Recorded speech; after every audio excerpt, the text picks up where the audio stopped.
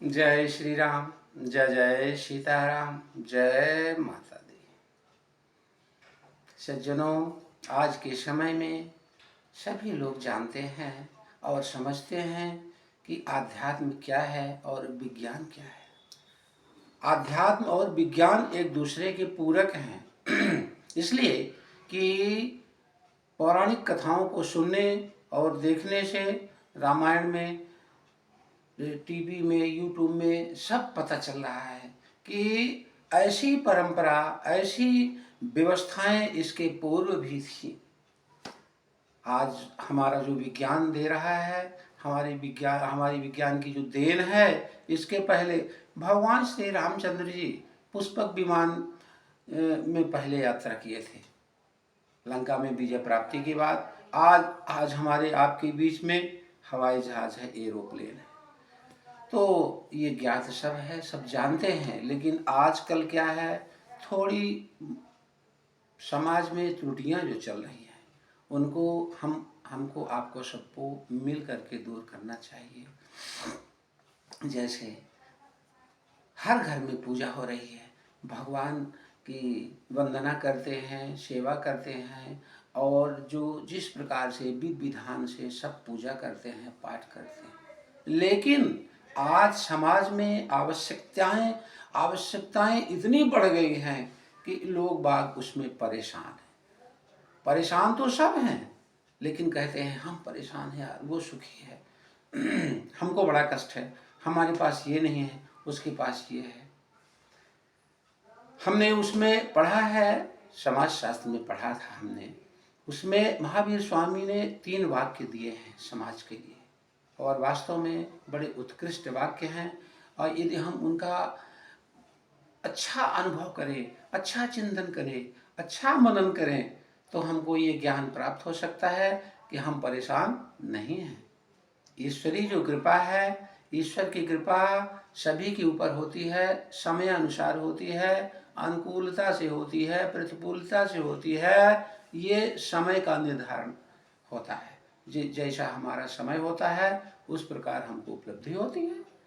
जैसे प्राकृतिक रूप से देखिए, ऋतुएं बदलती रहती हैं, उसी प्रकार मनुष्य का समय भी बदलता है। लोग परेशान रहते हैं, एक दूसरे को समझाने का प्रयास करते हैं, लेकिन खुद नहीं समझते। महावीर स्वामी ने 3 वाक्य जो दिए हैं, आप लोगों के बीच में हम रख रहे हैं, उसका मनन करिएगा, आप लोग भी चिंतन करिएगा अच्छे से। उनका पहला वाक्य है, जीवन ही दुख है। दूसरा वाक्य है, दुखों का कारण तृष्णा है।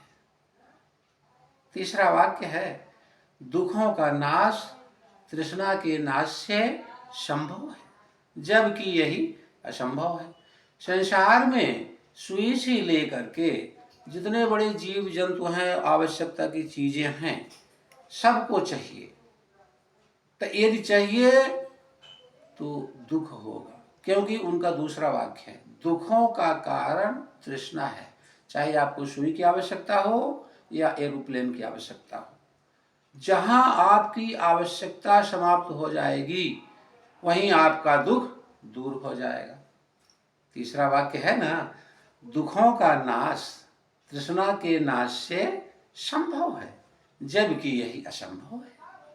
संसार में ऐसा कोई जीव नहीं है, जीव से संबंधित मैं बात कर रहा हूं। संसार में ऐसा कोई आप जीव बता दो जो तृष्णा से रहित हो। जब तृष्णा से रहित कोई जीव नहीं है तो उसका दुख दूर कैसे होगा। हम कहते हैं हमको कोई कष्ट ना हो, हमको कोई दुख ना हो, लेकिन दुख हमारा तब दूर होगा जब हम अपने जीवन को तृष्णा से रहित कर दें।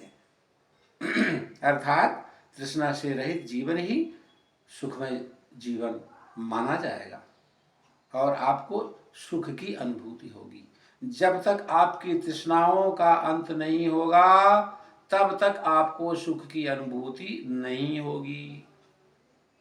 वैसे कहा भी गया है, संतोषम परमम सुखम। संतोष ही सबसे बड़ा सुख है। लेकिन लोगों को संतोष कहाँ है, किसको संतोष है? लोग एक दूसरे को कहते जरूर हैं कि अरे वो बहुत लालची हैं, अरे उनको ये आवश्यकता है, और भगवान उनको सब दिया है। दिया तो आपको भी सब है, लेकिन मानता कौन है? जो मानता है वो सुखी है, जो नहीं मानता है वो दुखी है। आज आवश्यकता इतनी बढ़ गई है लोगों की, आवश्यकता बढ़ाने से ही हमारा जीवन दुखी है। यदि हम आवश्यकताओं को कम कर दें तो हमारे जीवन में कोई कष्ट नहीं। जो ईश्वर ने दिया है उसमें हम संतुष्ट हो जाए, उसमें हमारी संतुष्टि हो जाए, तो हम परम सुखी हैं। लेकिन परम सुखी कहाँ है? ईश्वर ने तो दिया सबको है, दिया सबको है, लेकिन सुखी कौन है? सुखी वही है जिनके मन में, जिनके आत्मा में संतोष है। और जहाँ संतोष है वहाँ सब कुछ है, और जहाँ संतोष नहीं है तो वहाँ सुख नहीं है, दुखों का भंडार है और वो जीवन में चलता रहेगा। पहले के ज़माने में देखिए, माता पिता की भक्ति, माता पिता के प्रति प्रेम, बड़ों का सम्मान, बड़ों का आदर करना, सभी को एक साथ में लेके चलना। पहले के मुखिया कैसे होते थे? जो घर में परिवार का एक मुखिया होता था, उसका क्रियान्वयन और क्रियाशीलता कैसी रहती थी? मुखिया मुख सो चाहिए, खान पान को एक, पालय पोषय सकल जगह, तुलसी सहित विवेक। लेकिन पहले जो बड़े और अपने बूढ़े, जो अपने पूर्वज थे, तो उनकी बातों को उनके छोटे बच्चे, उनके जो अगली पीढ़ी रहती थी, बड़े सम्मान के साथ सहज सभी बातों का पालन करते थे। वैसे अपना हित और अहित तो पशु पक्षी भी जानते हैं, अच्छी तरह से जानते हैं। छोटा सा बालक है वो भी जानता है, बालक छोटा सा है, उसको आँख दिखाइए तो रोने लगता है, उसको प्यार दीजिए तो हंसने लगता है। पशु जा रहे हैं, आप उनको लट्ठी लेके मारने को दौड़िए तो वो भाग दौड़ने लगते हैं, जानते हैं कि हमको ये मारेंगे।